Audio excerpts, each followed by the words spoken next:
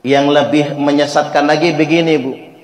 Pokoknya selama dia cucu Nabi, kalau dia Habib, walaupun nggak sholat, nggak bayar zakat, nggak puasa, walaupun kerjaannya maksiat, walaupun nidurin bini orang, selama dia Habib pasti masuk surga. Ini orang Lampung dengar beginian mapas. Bangik temen ya, Bu ya. Enak betul jadi cucu Nabi itu.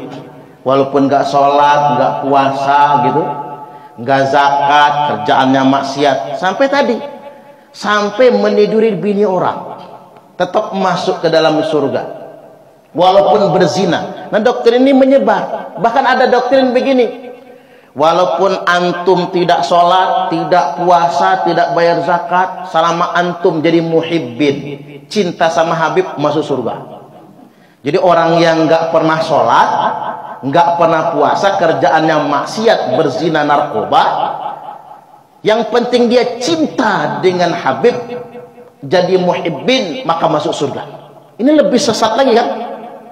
Bahkan ada yang mengatakan begini, orang yang berzina sama Habib sampai hamil, maka anaknya itu adalah cucu Nabi, walaupun hasil zina. Makanya jangan harus saya sadarkan, ini bahaya ini. Lalu yang saya garis bawahi begini, klaim begini, walaupun ahli maksiat, walaupun nggak pernah sholat, yang penting Habib, dia pasti masuk surga. Yang kedua, walaupun nggak pernah sholat, walaupun berbuat maksiat, yang penting cinta sama Habib, pasti masuk surga. Ini masalah ini. Mengapa? Bertentangan dengan ajaran Islam, bertentangan dengan ajaran Nabi. Coba Nabi berkata apa? Kata Nabi, wahai Bani Quraisy, la ughni ankum minallahi syai'a, saya tidak bisa sedikit pun menolong kalian di sisi Allah.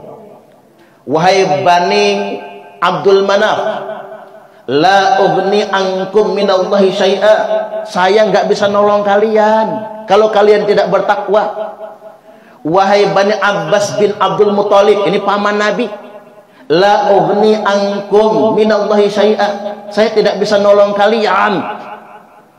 Kemudian ya Fatimah, nah ini lebih masuk lagi, ya Fatimah, wahai Fatimah, kata Nabi, la ughni anki minallahi syai'a, bapakmu ini Fatimah nggak bisa nolong kamu kalau kamu nggak bertakwa. Mari kita dengarkan, mari kita perhatikan. Ini hadis sahih, wahai Fatimah, la ughni anki minallahi syai'a, bapakmu ini aja nggak bisa nolong kamu Fatimah kalau kamu nggak bertakwa kepada Allah. Ini Fatimah, putri Kanjeng Nabi. Kalau Fatimah nggak bertakwa, Nabi nggak bisa nolong di hadapan Allah. Bahkan kata Nabi, kalau Fatimah mencuri, aku yang potong tangannya. Makanya menurut saya, kalau ada yang ngaku-ngaku hari ini dzurriyyat Nabi, cucu Nabi, ngaku-ngaku Habib, lalu mengklaim walaupun gak sholat nanti pasti masuk ke dalam surga, itu ajaran sesat dan menyesatkan. Nggak boleh dipercaya yang sedemikian rupa. Nabi aja nggak bisa nolong Fatimah kalau Fatimah maling, kalau Fatimah berbuat maksiat. Tapi kalau kita bertakwa kepada Allah, siapapun akan dapat syafaat dari Nabi. Makanya Nabi SAW mengingatkan, ini hadis sahih, sahih Muslim, wa man batta'a bihi amaluhu lam yusri' bihi nasabuhu, barang siapa yang lambat amalnya, maka nasabnya tidak bisa mengejarnya. Barang siapa yang lamban amal solehnya, maka nasabnya tidak bisa mengejarnya kepada kemuliaan.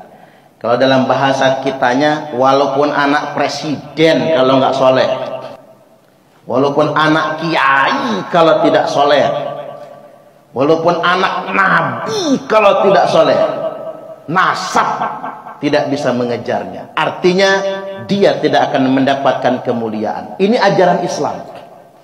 Jadi Islam menitik tekankan kemuliaan bukan kepada nasab, bukan kepada pangkat dan jabatan bahkan, tapi Islam menekankan kemuliaan pada amal solih. Makanya walikullin darajatun mimma amilu.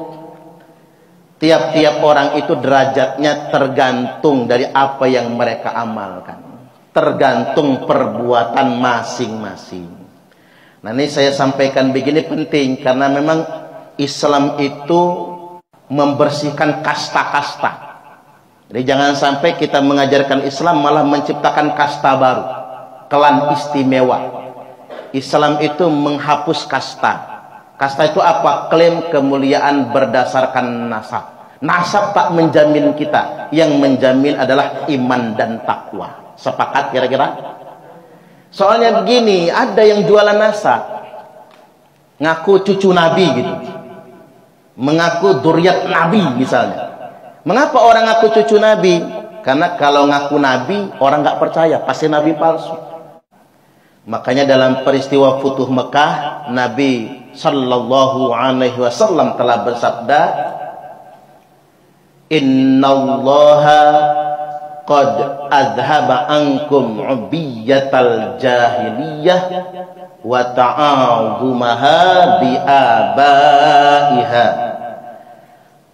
Sesungguhnya Allah telah mencabut dari kalian semua kesombongan kebanggaan jahiliyah wa ta'azumaha bi abaiha, di mana bangsa jahiliyah itu terbiasa menyombongkan leluhur, menyombongkan nasab. Jadi kalau di zaman modern ini ada orang yang masih bawa-bawa nasab, ada orang yang masih menyombongkan keluarga atau leluhur, maka dia kembali ke masa jahiliyah, kembali mundur ke 14 abad yang lalu.